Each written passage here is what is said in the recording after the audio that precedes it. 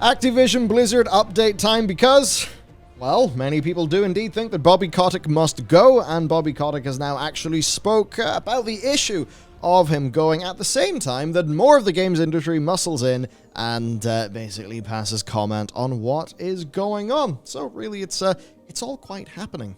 All right, so for what's happening right now, basically, well, they have to deal with all of their issues, right? And I don't mean dealing with the actual issues. I mean, they have to deal with what's going on surrounding their company that's dragging everything down. From the top end sort of C-suite perspective, they're probably thinking, oh shit, this has massively got out of hand. How do we fix our image really quick so that our stock can go back up? Well, it's quite funny because Bobby has had an incredible ability of basically making it worse anytime he's spoken, which is not a great thing. But the most recent time that he has spoken, though, is to say this. This is a new report from the Wall Street Journal, where he reportedly, Bobby that is, has told his senior managing team that he would consider leaving the company if he can't quickly fix the culture problems, well, at the video game giant, to quote the Wall Street Journal. However, the Journal themselves are quick to emphasize that Mr. Bobby has, in fact, been leading Activision for 30 years. So, certainly those changes, are they being spurred on out of the goodness of his heart? Especially when, of course, Matt, we take into account the reports that he did indeed know about things and basically underplayed them or didn't tell the board about them. So yes, he basically stopped short of saying he would step down in a Friday meeting with executives of the Blizzard Entertainment unit. Now that actually does mesh with, I believe it was Jessica Gonzalez who tweeted that apparently Bobby had been spotted. Bobby Watch was occurring and he had been spotted in and around the Blizzard campus. But he did leave the possibility of leaving open if misconduct issues across the company were not fixed with speed. Now this is, PR-wise, you can see why you'd want to do that, setting yourself a benchmark, bit of an underdog story, that sort of thing. But I think that people are saying, well, you didn't do, you're only doing this when you're under scrutiny and people are calling for you to be fired, so you probably didn't really care about it. For me, it's that thing with Bobby. I really think that he's probably just wanting to brush things under the rug to ensure business ran smoothly. Even though there are loads of skeletons in the closet and lots of terrible things happening, because evidently, they were happy enough to just brush these things under the rug. Dan Bunting seemingly seen as a, very important staffer to have around, even with all of the, even with Bunting doing things so bad that their own HR recommended he was fired, and Bobby intervenes.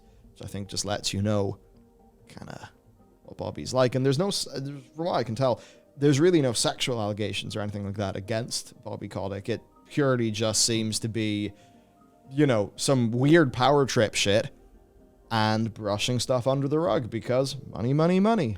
Yeah, I think specifically the point of him being there for a long, long time and just seeing something brushing under the rug, I think is a fairly strong point to bring up against basically any statement here from these executives from games companies who care. Because, it's a little bit different for the, the PlayStation, Xbox, Nintendo, because they're, wider and don't have as much development. We don't really hear bad stories of those. But when it comes to, Bobby going, oh, yeah, well, these are issues, didn't hear them, even though you did.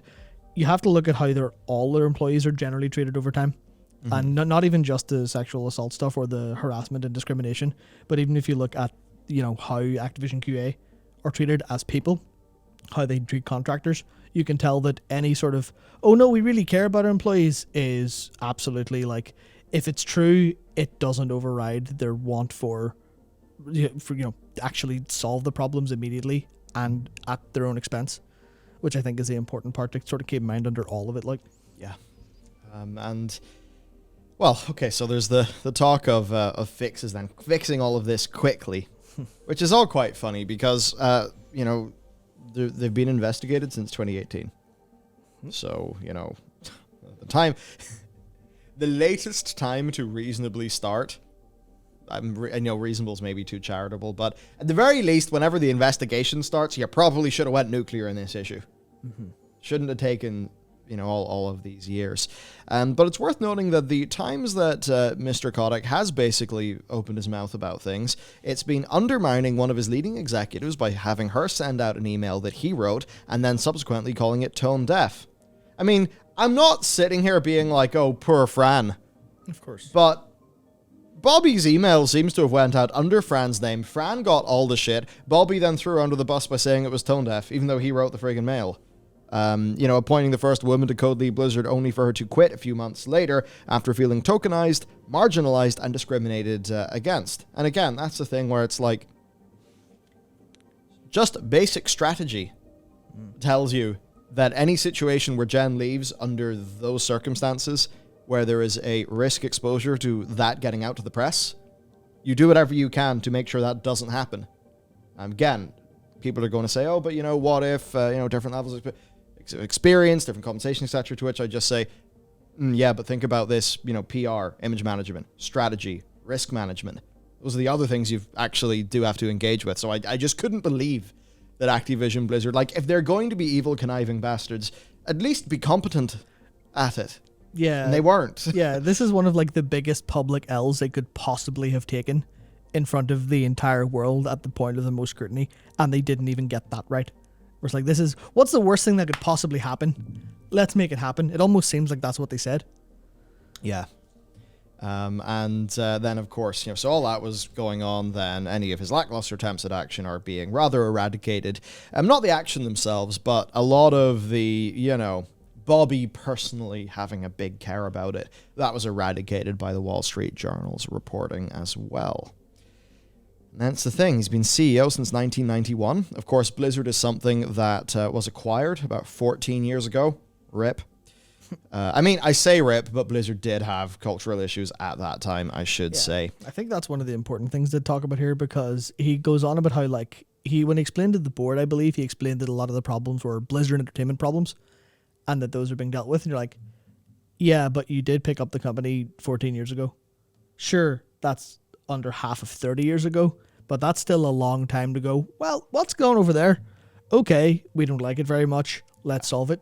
But whenever they did interfere with Blizzard, it wasn't to solve cultural problems. It was to squeeze more money out of them and to, as far as we're concerned, actually muscle in and damage some of how they were going about releasing stuff like that. So, yeah, absolutely. You wonder what a quick fix here could be, because really this is a long cultural issue. It's very hard to just rip it out. And there's also the issue here where, as much as you might have that leadership will, how much can that precipitate down through the organizational structure? And this is where I'd say, think about anybody, yourself, your family, anyone who's worked in a large hierarchical organization. I have it from my own mother, right? And the sorts of things that would happen, not because of the overall opinion of the institution, but because of middle managers having to play their own games, having to be the little kings or queens of their own castle and having to keep it safe. And that's the sort of thing that can cause all of this shit to just grind to a halt. Indeed, there's lots of stories coming out of Blizzard, when you look at people's tweets, people talking about their experience at the company, where it's not some top-down terrible thing. It's not a team leader doing anything, an overall team leader. It's their direct manager, being weird, being petty, and HR not dealing with it properly. That kind of stuff, it all lies in soft skills. So you can have all the policies in the world, but ultimately those policies are enforced by people, and those people are going to have their own sets of incentives. I suppose the best you can do is change the incentives such that those people, if they're acting sort of rational selfish, short-term rational selfish, that they will still make the correct outcome that you want for an organization. I suppose that's where having you retaliate, you're fired, is probably the good thing to have going on. So yeah, right, there's all this going on. Bobby saying that if he can't solve it quick, he's open to leaving, but, I feel like that's just him knowing that he has to pay lip service to the obvious demands. Now, there are petitions, so let's go on to the pressure here, because it's not just people saying this. So it started off with a petition for the employees. Currently, the employee petition is well past 500 as it was on the 18th of November. Now it's almost at 1,800 signatures. Some very unsurprising names on it. Of course, a few of the people who are a bit more, vocal on Twitter. So yeah, right. 1,800 people. Now, this, initially I saw people being like, oh, that's only or 5% of the company. That's 1,800 signatures. That's 20-ish%. They have about 9,500 employees at the company, so 1,800 is quite a lot. You have to remember, a lot of people will not want to sign this for fear of retaliation. Probably also worth remembering that people who are a bit higher up in the organization likely have sets of circumstances, incentives, etc., that would make them not want to sign this. Though certainly, if there are any team leads, etc., up here, it would certainly be interesting to see. Also, I did note when you go through this, there's a laudable is. Yeah. It will be interesting to tabulate all of this and sort of find some sort of, breakdown. But anyway, a lot of people, there's also a public petition as well. The public petition, listen, that's less to affect any change, and that's kind of more to signify, hey, we got your back, I think. The main thing that's important is this one. That is pretty chunky in terms of employees, and it's only growing. Now, of course, there are other groups who can voice their dissatisfaction. We've already talked about, of course, Jim Ryan of Sony. We outreached to Activision immediately after the article was published to express our deep concern. Of course, Sony have had, some content exclusivity deals with Call of Duty for a while. They're a close enough partner of all of the platforms. PlayStation is the one where COD is the largest. Xbox joined suit, and a little bit later, Nintendo of America boss Doug Bowser told staff that he found the allegations to be distressing and disturbing.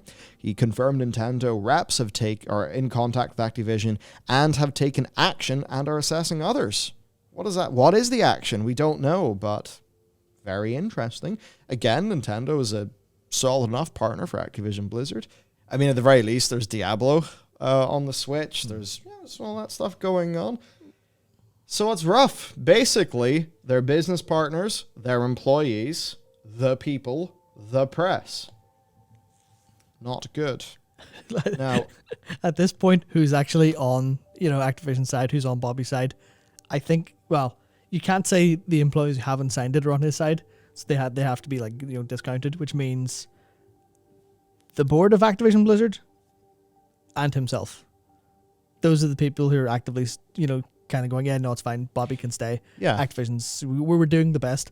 Everyone else is looking in and going, nah, you got to do something, and something quick. Yeah, and the important thing here is not to see the employees who maybe even disagree with some of this or, are kind of like in the middle or whatever. It's to still remember that they are still having to work with all of this crazy shit going on, and it's fundamentally a failure of leadership that is going on. So any leader here who takes solace that employees are backing them up has completely lost perspective. So to move on to the actual action, though, we're going to fix this. Wahoo! They are setting up a workplace responsibility committee. And, this shit sounds like an episode of Yes Minister. They're just setting up quangos left, right, and center. Because it's just that thing. I mean, how many bloody boards and committees do you need? But I suppose it's a big company. Things do have to be done via these, big structural things. So there's two independent directors, both on the ABK board, Dawn Ostroff and Revita Bowers. They are leading the Workplace Responsibility Committee, and they're working to add a new diverse director to the board. Dawn is chairing it. She has been on the board of the company since 2020, and she has a history of content operations, licensing, and more for American media, mostly TV. And currently is the Chief Content Officer and Ad Business Officer for Spotify. Revita has been on the board since 2018. She has a long history of teaching and consulting on organization and independent governance for non-profits. And the goal here is to introduce new policies, procedures, and commitments to improve workplace culture and eliminate all forms of harassment and discrimination at the company. Basically, this is kind of the shit they said they would do a bit ago, but they're just sort of saying it again, but with a new sort of organizational structure. The committee will require management to develop key performance indicators and or other means to measure progress and ensure accountability, and the CEO, Bobby Kotick, along with the Chief People Officer and Chief Compliance Officer, will provide frequent progress reports to the committee, which will brief the full board. There is a bit here where you just kind of think, yes, we have set up our own independent committee comprising of 2 of our members, and they're going to look into us. Yep. We are Activision-Blizzard. We have investigated ourselves, and we have found that we have done nothing wrong. Carry on. Yeah. Now, you could say here that maybe, say, for Ravita and Dawn, if they're newer here, they maybe didn't know about as much of these things because Bobby didn't exactly tell them. They're probably pissed off at all this. I mean, I don't want to strip their own personal, perspective from any of this, but certainly from an outside perspective, it's very easy to look at all of this rather cynically. Now, one thing to end us with that will hopefully remove a little bit of that cynicism is Jeff Kaplan. There's a lot of fear that Jeff Kaplan was implicated in something because he left. Well, we do have a series of tweets here that I really wanted to highlight from Tracy Kennedy, and this is basically about how Jeff Kaplan apparently was very much shielding the Overwatch team from wider toxicity. When the Overwatch directors resigned, they pointedly made comments about the company's cultural issues in goodbye speeches. The subtext was that ABK's culture is at odds with our team's culture, and that they didn't think it could be fixed with the current leadership. Of note is that the longer that cultural divide exists, the more we will lose extremely top-tier talent, and the more delayed our games will be. Overwatch 2, Diablo 4, both delayed. World of Warcraft has a production, as much as they may claim that Shadowlands is always supposed to be a story in 3 acts. Okay, cool, so in the same amount of production capacity, you're delivering less patches to us. Does that sound like a plan, or does that seem like diminished means? I don't know. Scapegoating Overwatch 2's delay onto Chaco's leaving was disingenuous. Yeah, what a fucking surprise. Now, for the Kaplan suspicion, here's a tweet that was replied to, just saying that Kaplan was probably just as complicit as anybody else, and also Kaplan's team did make McCree a hero in the game, and McCree was a creep, so what's going on there? Is Pappy Jeff the problem? To which Tracy Kennedy said, "The Kaplan I knew was a great guy who hated corporate bullshit and fought it to the bitter end." What corporate bullshit was he fighting? ABK's corporate culture and business pressures to do things he felt would compromise the game or devs. His philosophy was to shield us from it. That's why we have the good team we do. But now toxicity is quite public, and many have left from the shock of it. Again, just that head count going, or the top tier people going away. It's like, man, you are eroding the foundations of your company. Then continuing, that wasn't ABK. About why Overwatch 2 is the way that it is. That it wasn't ABK.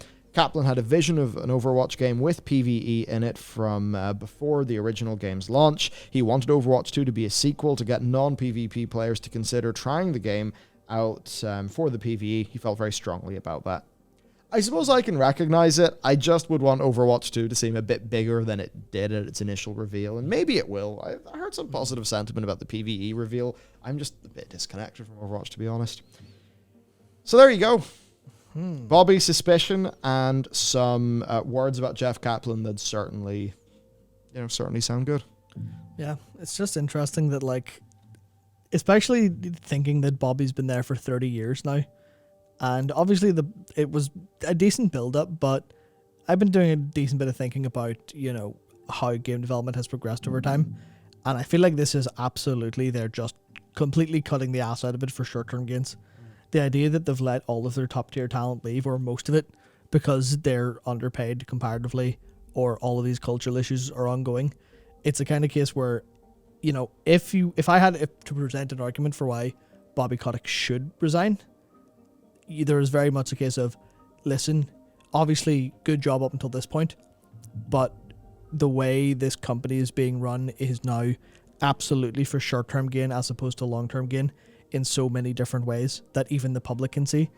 That I think that's worth kind of keeping in mind when it comes to anyone who's leading any of these companies the way they are, which obviously includes at the minute how Rockstar kind of what they did with the GTA trilogy. There's all this short-term stuff that threatens the industry at large, and that's why I'm happy to see the platform holders come out and start to go, hang on a second, we're going to have to make a public stand on this. Obviously, they're not making literally public stands because all of them communicated internally, but then, they know it's going yeah. I mean, I could understand it with Sony doing it first, but then Bloomberg has the email within like half an hour, so the other two were like, yeah, I mean, sure. Yeah, so I'd say, hey, fair play. Jim, Phil, and Doug. Yep. Just Jim, Phil, and Doug, the lads. Just the boys. The boys. Just the boys. Fair play to them. It's I think it's probably heartening for a bunch of staff to see major industry leaders actually come out. Yeah. So look, we're just gonna have to wait and see how this goes. Apparently Bobby's got a quick fix, and we hope that at least I don't want to say this clears anything up with Kaplan or shuts a case or anything, but I hope that's context that you'll enjoy having received, because I think there was a lot of people really like Jeff. There was almost a bit of a I don't mean parasocial, all the negative connotations. There was like a sort of a bit of a Yoshi P like relationship with Jeff Kaplan. I mean, one of them did cookies, the other one did the Yule log. People like them both. Yep. So, hopefully that puts some minds at ease, and hopefully that is reflective of the broader Jeff Kaplan. For what it is worth, again, I've said this before, but I'll bring it up once more. A surprisingly senior ex-Blizzard employee, not in the very recent, did reach out to me. I ended up having a long enough discussion with this individual. And you see all this stuff about corporate bullshit to be shielded from and all of that? That was all personally confirmed to me by somebody who I absolutely know would know. So it is no surprise. And I suppose credit to Jeff for doing what a good leader should. And good leaders are servant leaders. They're there to lead their team, and a major part of that is serving their team. And if there's corporate bullshit, it has to be fought.